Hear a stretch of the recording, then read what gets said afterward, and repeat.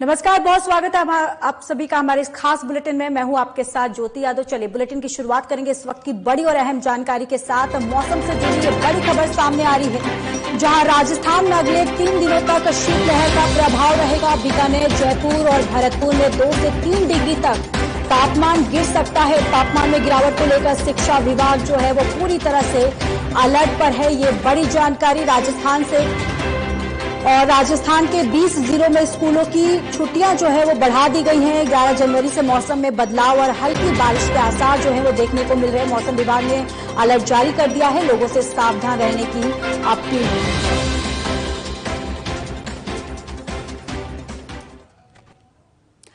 तो जयपुर से इसी खबर पर ज्यादा जानकारी के साथ हमारे ब्यूरो चीफ भरत राज जुड़ चुके हैं। भरत, देखिए यहां पर अब मौसम को लेकर आईएमडी के द्वारा, मौसम विभाग के द्वारा गाइडलाइंस जो है वो भी जारी कर दिया गया है, अलर्ट जारी कर दिया गया है।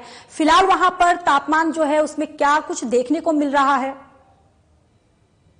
देखिए, प्रदेश में लगातार जो सर्दी का मौसम है, ठिठुरन वापस से बढ़ गई है। अभी पिछले 2-3 दिन से सर्दी में राहत थी, लेकिन अब वापस से सर्द हवाओं के चलते यहाँ पर ठिठुरन बढ़ गई है और इसका असर पूरे प्रदेश में देखा जा रहा है। आज भी शीतलहर टाइप से यहाँ पर चल रही है। इस चलते जो लोग हैं गांव में, जो बुजुर्ग हैं, घरों से बाहर नहीं निकल पा रहे हैं और कोहरा अभी तक भी छाया हुआ है। वहीं शहरों की बात की जाए तो वहाँ पर भी ठंड बढ़ गई है। स्कूलों में जो छुट्टियां हैं वो बढ़ा दी गई है। 2 दिन की छुट्टियां हैं वो बढ़ा दी गई है और इसके अलावा भी छुट्टियां बढ़ाने के लिए जिला कलेक्टरों को अधिकृत कर दिया गया है। शिक्षा विभाग ने इसके आदेश भी जारी कर दिए हैं और अब अलग अलग जिलों में कलेक्टरों ने अपने अपने हिसाब से उनको छुट्टियां बढ़ाने के लिए निर्देश दिया है, ताकि सर्दी के हिसाब से बच्चे परेशान नहीं हो। जिस भी इलाके में जहाँ पर ठंड है, ज्यादा है, अगर ठंड का असर ज्यादा दिनों तक रहता है तो और भी छुट्टियां बढ़ाई जा सकती है।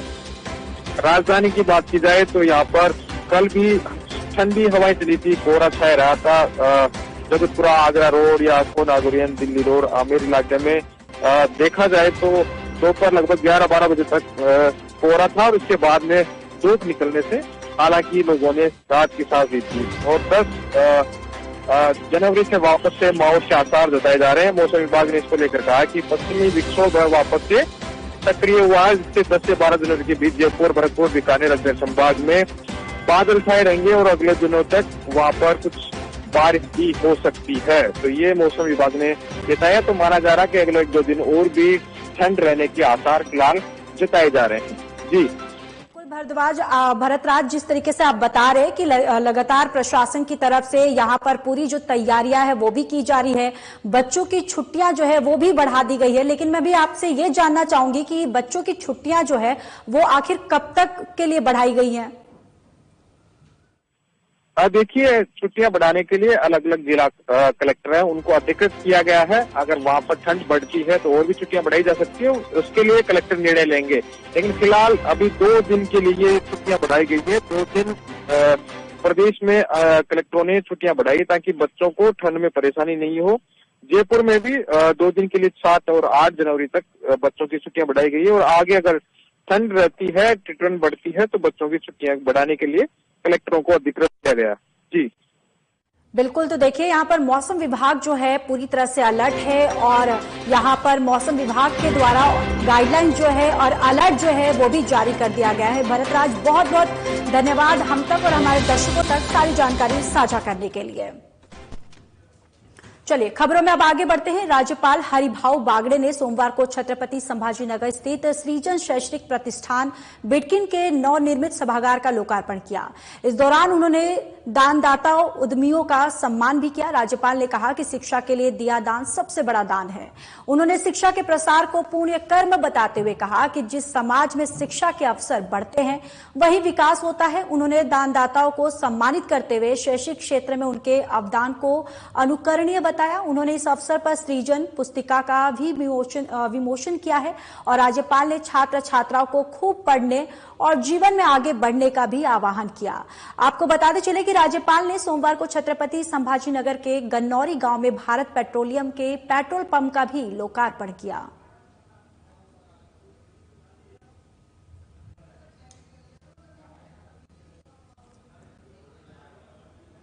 राज्यपाल हरिभाऊ बागड़े ने छत्रपति संभाजीनगर में पंडित दीनदयाल उपाध्याय शिक्षक संस्थान द्वारा आयोजित कुटुंब स्नेह मिलन शिविर में भाग लिया। समर्पण भवन में आयोजित समारोह में उन्होंने संघ शक्ति को युग परिवर्तनकारी बताते हुए जीवन में उच्च आदर्शों के लिए ही सदा कार्य किए जाने पर जोर दिया।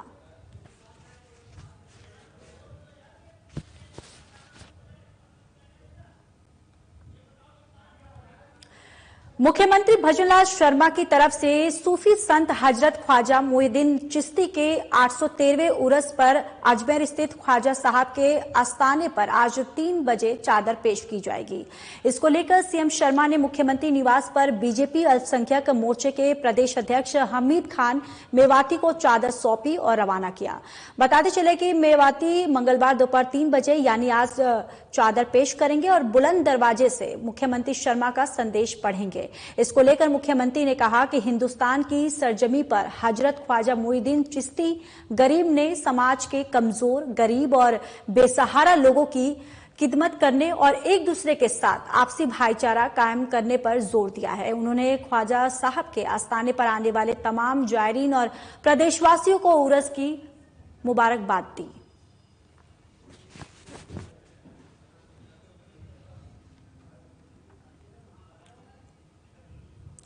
बीजेपी प्रदेश अध्यक्ष मदन राठौड़ ने गहलोत के बयान पर पलटवार करते हुए कहा कि बीजेपी सरकार ने पूर्ववर्ती कांग्रेस सरकार की किसी भी जनहितैषी योजनाओं को बंद नहीं किया, लेकिन अगर कांग्रेस ने केवल वाहवाही लूटने के लिए योजना बनाई तो उसकी समीक्षा तो होना लाजमी है।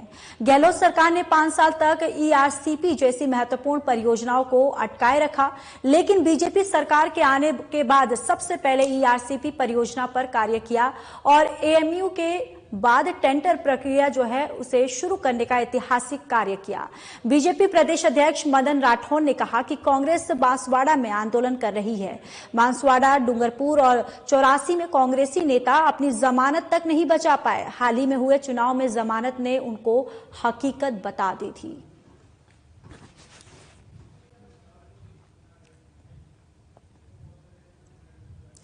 खबर हनुमानगढ़ से है, जहां जिला मुख्यालय पर आयोजित बीकानेर संभाग स्तरीय युवा महोत्सव कार्यक्रम के बाद कहीं बाबा बालकनाथ ने राजस्थान को लेकर भी कहा कि मूल संस्कृति और विरासत ही हमारा गौरव और पहचान है।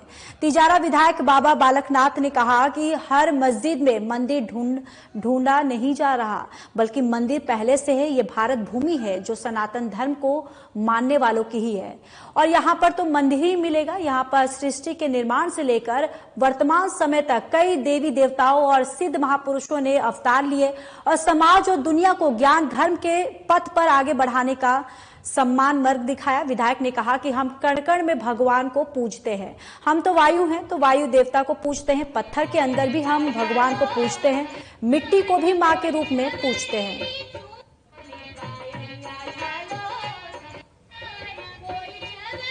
हमारे युवाओं के अंदर जो प्रतिभा है, अपनी सांस्कृतिक प्रतिभा हो, चाहे नृत्य हो, चाहे गायन हो या कविता हो या अन्य किसी क्षेत्र में, हमारे जो बच्चियां जो अपना प्रतिभा का परिचय देते हैं और उनकी प्रतिभा का चयन अच्छे स्तर पर होता है, उनकी प्रतिभा के अंदर उसके विस्तार भी होता है, उनको सीखने को भी मिलता है, ताकि आने वाले समय पर वो अपनी संस्कृति को, अपनी इस विरासत को लेकर आगे बढ़े। और मूल रूप से क्योंकि हमारी संस्कृति, हमारा विरासत ही हमारा गौरव है और हमारा एक तरह से हमारी आईडी है, हमारी पहचान है, उन सब विषयों को लेकर शिक्षा के साथ में आगे बढ़ें और हमारे बच्चे अपने जीवन के अंदर जो भगवान के द्वारा उनको एक विशेष रूप से जो उनको एक प्रतिभा के रूप में आशीर्वाद दिया गया है उसका भी निखार हो। उस भावना के साथ में हमारे माननीय प्रधानमंत्री जी और हमारे प्रदेश के मुख्यमंत्री श्री भजनलाल जी के नेतृत्व में इस कार्यक्रम का आयोजन किया गया। बहुत ही अच्छी व्यवस्था प्रशासनिक स्तर पर भी और समाज के सभी वर्गों का भी इसमें अच्छा सहयोग देखने को मिला है। आप सबका भी सहयोग रहे और हमारे बच्चे बच्चियों का उज्जवल भविष्य हो, यही प्रार्थना है। एक अभी बड़ा मुद्दा चल रहा है, थोड़ा इससे हटके है ये कि विपक्ष आरोप लगा रहा है, गंभीर आरोप है उनके कि हर मस्जिद में मंदिर ढूंढी जा रही है। देखिए, मंदिर ढूंढा नहीं जा रहा, मंदिर है। मंदिर को जो है कि आज मंदिर का मूल स्थान दिया जा रहा है। मंदिर तो था ही वहां पर, क्योंकि ये भारत भूमि है, ये सनातन धर्म को मानने वालों की भूमि है। चलिए खबरों में आगे बढ़ते हैं। बांसवाड़ा में राजस्थान सरकार के बांसवाड़ा संभाग को निरस्त करने के विरोध में कांग्रेस ने अपनी ताकत का प्रदर्शन किया। प्रदेश कांग्रेस अध्यक्ष गोविंद सिंह डोटसारा और नेता प्रतिपक्ष टीकाराम जूली के नेतृत्व में जिला मुख्यालय पर रैली, धरना और प्रदर्शन का आयोजन हुआ। इस दौरान बड़ी संख्या में कांग्रेस कार्यकर्ता, विधायक और जनप्रतिनिधि उपस्थित रहे। कार्यक्रम की शुरुआत जिला कांग्रेस कार्यालय के बाहर सभा से हुई, जहां विधायक अर्जुन बामड़िया, नानालाल नीनामा और रमीला खड़िया और गणेश घोगरा ने डोटसारा और जूली का तीर कमान भेंट कर पारंपरिक स्वागत किया। कांग्रेस कार्यकर्ताओं ने जोरदार नारों और गर्मजोशी के साथ दोनों नेताओं का अभिनंदन किया। सभा के बाद रैली की शक्ल में सभी नेता और कार्यकर्ता जिला कलेक्टर कार्यालय तक पहुंचे। रैली में शामिल लोगों ने बांसवाड़ा संभाग को निरस्त करने के फैसले का पुरजोर तरीके से विरोध किया और इसे जनहित के खिलाफ बताया। डोटासरा ने सभा को संबोधित करते हुए कहा कि ये फैसला आदिवासी क्षेत्रों के विकास को रोकने वाला है। कांग्रेस हर मोर्चे पर जनता की आवाज उठाएगी और इस निर्णय को वापस करवाएगी।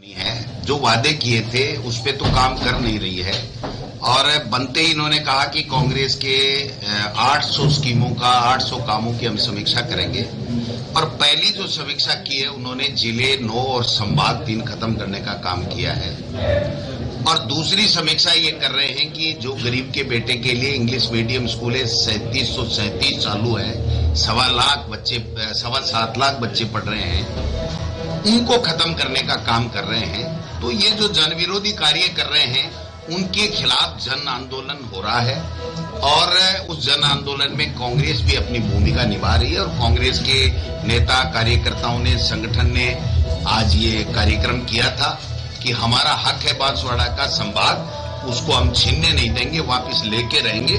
तो इसके लिए मैं और जूली साहब दोनों आए थे और हमने इनको विश्वास दिलाया कि राजस्थान की विधानसभा में सड़क और सदन दोनों जगह ईंट से ईंट बजाएंगे, आपके हक अधिकार को वापस दिलाएंगे। मैंने ये भी कहा था कि स्वर्गीय हरदेव जोशी जी ने जो बांसवाड़ा का विकास किया और उसके बाद में कांग्रेस की हमारी पूर्ववर्ती सरकार अशोक गहलोत जी के नेतृत्व में मुख्यमंत्री काल में जो योजनाएं लागू की गई अच्छी जनहित की, उनको भी ये बंद कर रहे हैं और जो जिले और संभाग बनाए उनको भी ये खत्म कर रहे हैं।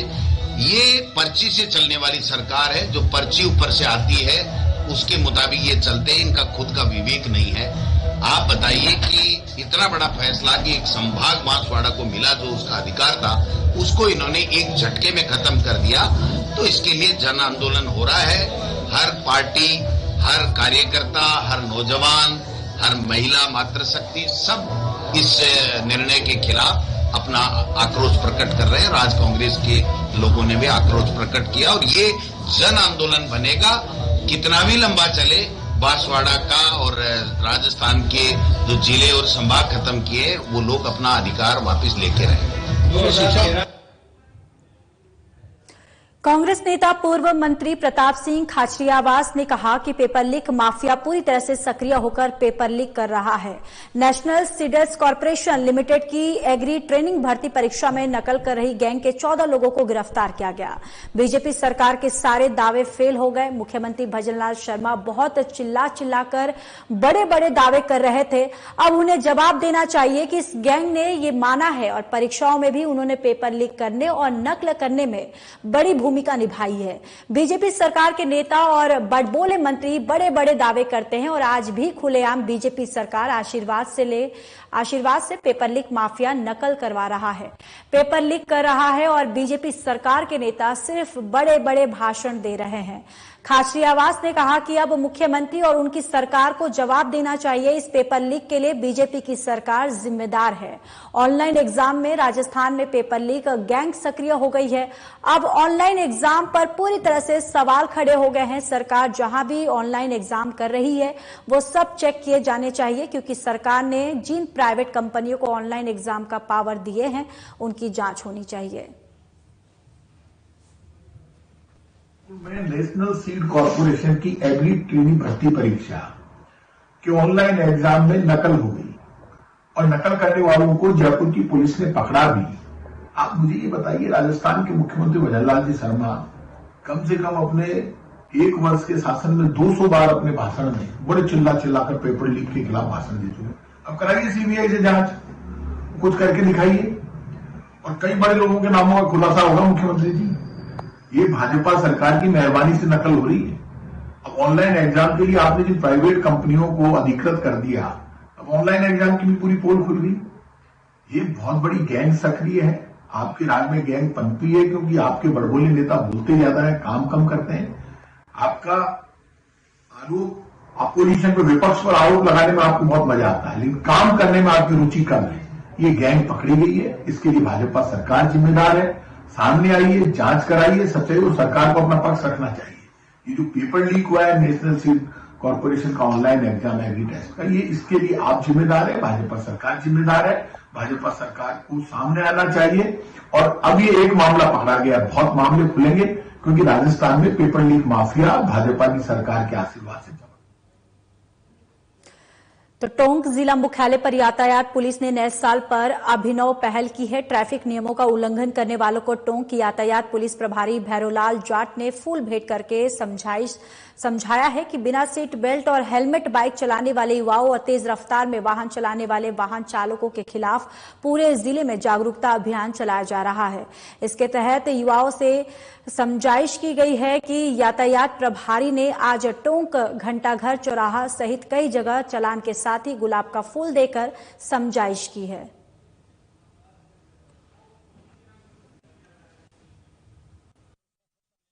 तो सुरक्षा महीना है, इसमें यातायात नियमों की पालना हेतु प्रत्येक वाहन चालक को समझाइश की जा रही है। 4 व्हीलर वालों को सीट बेल्ट लगा के गाड़ी चलाने की हिदायत दी जा रही है एवं 2 व्हीलर को हेलमेट लगा के गाड़ी चलाने की हिदायत दी जा रही है। अभी तो सबको समझाइश की जा रही है, इसके बाद में कार्रवाई की जाएगी। ये नंबर प्लेट वाली भी आप चालन कर रहे हैं? जिन गाड़ियों के नंबर प्लेट नहीं है उन गाड़ियों के खिलाफ कार्रवाई कर रहे हैं, उनके कागजात वगैरह चेक कर रहे हैं। खबर हनुमानगढ़ से है, जहां 6 एनडीआरएफ, बडोदरा के आरसी, किशनगढ़, अजमेर से आई एक टीम 6 एनडीआरएफ के कमांडेंट सुरेंद्र सिंह और जिला कलेक्ट्रेट श्री गंगानगर के संयुक्त निर्देशन और योगेश कुमार मीना एसी एनडीआरएफ के मार्गदर्शन में जिले के सभी उपखंड तहसील स्तर में 15 दिन तक आपदा प्रबंधन को सिखाया जाएगा। आज इसी क्रम में श्री गंगानगर जिला दूध उत्पादक सहकारी संघ लिमिटेड हनुमानगढ़ जिला हनुमानगढ़ में टीम कमांडर निरीक्षक राजेंद्र प्रसाद भाटी, टीम 2 आईसी कैलाश चंद और उनकी टीम के सदस्यों द्वारा किसी भी आपदा में घायल लोगों को प्राथमिक उपचार के बारे में बताया जाएगा और सीपीआर के बारे में जानकारी दी जाएगी।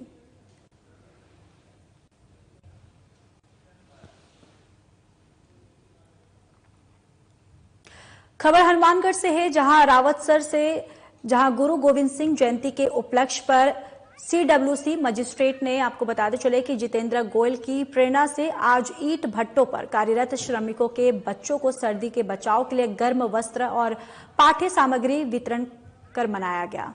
और इस अवसर पर गोयल ने श्रमिकों को जिला प्रशासन के मानस अभियान के तहत नशा मुक्ति की शपथ दिलाई। इस दौरान मजिस्ट्रेट गोयल ने गुरु गोविंद सिंह की जीवनी पर प्रकाश डालते हुए कहा कि गुरु गोविंद सिंह जी शक्ति, संयम और समर्पण के ऐसे युग पुरुष हुए जिन्होंने राष्ट्रहित में अपने 4 बालकों को समर्पित कर त्याग की अनुपम मिसाल जो है वो पेश की है।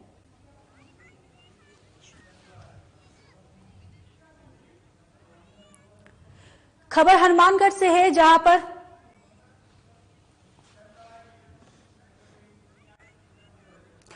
खबर हनुमानगढ़ के नोहर से है, जहां 10 जनवरी 2024 को जगदीश मेघवाल ने पुलिस थाना नोहर पर रिपोर्ट दी है कि परिवारवादिया से सीआरपीएफ में नौकरी लगवाने के नाम पर नरेंद्र कुमार निवासी और पिचकराई पुलिस थाना फेफना में 1,72,000 रुपये हड़प लिए हैं, जिस पर मुकदमा दर्ज कर अनुसंधान मिरसिंह एससी के द्वारा शुरू किया गया है। कार्रवाई करते हुए जिला मुख्य पुलिस अधीक्षक हनुमानगढ़ द्वारा प्रकरण की गंभीरता को देखते हुए आरोपी को जल्द से गिरफ्तार कर आगे की कार्रवाई में जुट गई है।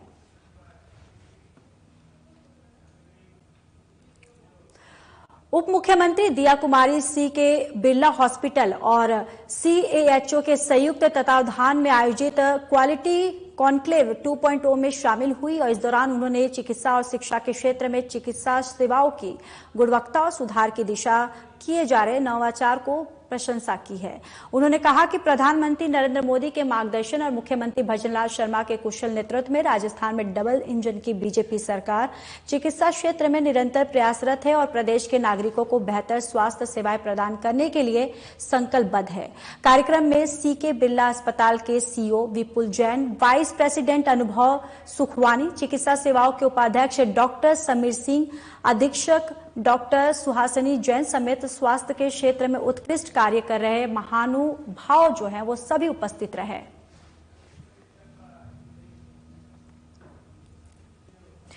सिखों के 10वें गुरु गुरु गोविंद सिंह के प्रकाश पर्व पर उप मुख्यमंत्री दिया कुमारी ने सिटी पैलेस के सर्वतोभद्र चौक में गुरुजी की तस्वीर पर पुष्पांजलि अर्पित की। इस अवसर पर उन्होंने जयपुर के सिटी पैलेस में विराजमान गुरु की ऐतिहासिक तलवार की भी पूजा अर्चना की है।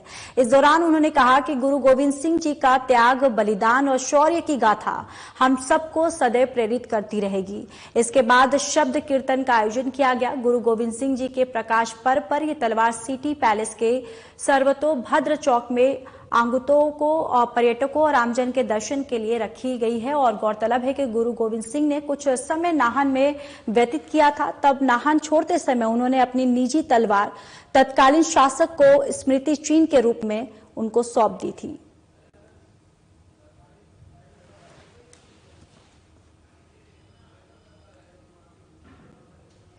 साल 2024 को राजस्थान के इतिहास में विकास वर्ष के रूप में जाना जाएगा। मुख्यमंत्री भजनलाल शर्मा के नेतृत्व में उप मुख्यमंत्री दिया कुमारी ने राजस्थान में एक ऐतिहासिक बजट पेश किया गया, जिसमें राज्य में आधारभूत ढांचे के विकास की महत्वाकांक्षी परियोजनाओं को शामिल किया गया। खास बात यह है कि राज्य सरकार ने बजट में घोषित इन योजनाओं के क्रियान्वयन के लिए मजबूती से प्रयास किए और यही कारण है कि सार्वजनिक निर्माण विभाग ने राज्य में बन रहे 9 ग्रीनफील्ड एक्सप्रेस हाईवेज के लिए 30 करोड़ की लागत से डीपीआर बनाने का काम जो है वो शुरू कर दिया है। उन्होंने बताया कि राज्य में टोल कलेक्शन को पारदर्शी बनाने के लिए सभी टोल प्लाजा पर फास्टैग अनिवार्य कर दिया गया। इससे राज्य राजमार्गों से होने वाली आय में 15% बढ़ोतरी हुई।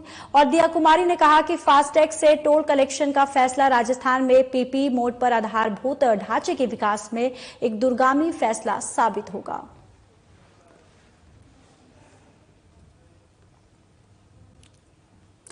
राजस्थान के विधानसभा अध्यक्ष वासुदेव देवनानी ने कहा कि राष्ट्र के विकास में युवा सक्रिय भागीदारी निभाए। उन्होंने कहा कि दृढ़ इच्छा शक्ति से मेहनत करें, आगे बढ़े और नौकरी मांगने वाले नहीं बल्कि नौकरी देने वाली युवा बने।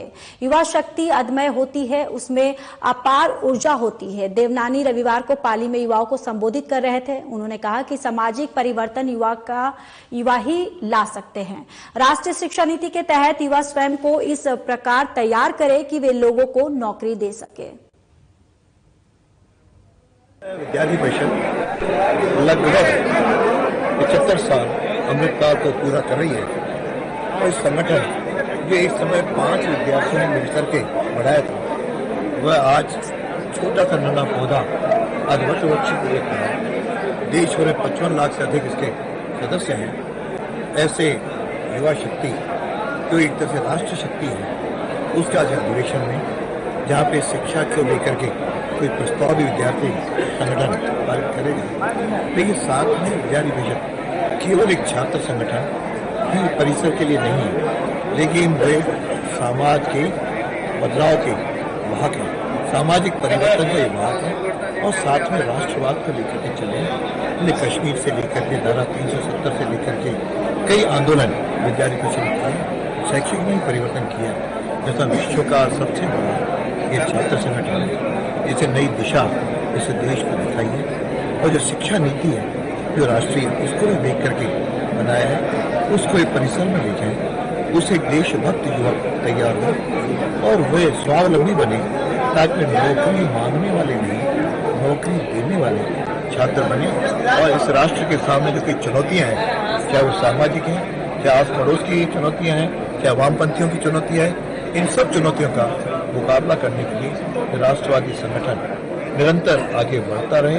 युवाओं में आज जोश देख करके लगा कि मारवाड़ के इस प्रदेश के जो छात्र हैं वे वास्तव में बहुत ही उत्साह ऊर्जावान है। ये शक्ति जहां अभी कहते हैं, वैसे तो मारवाड़ी सारे देश भर के अंदर फिलहाल इस बुलेटिन में इतना ही। नमस्कार।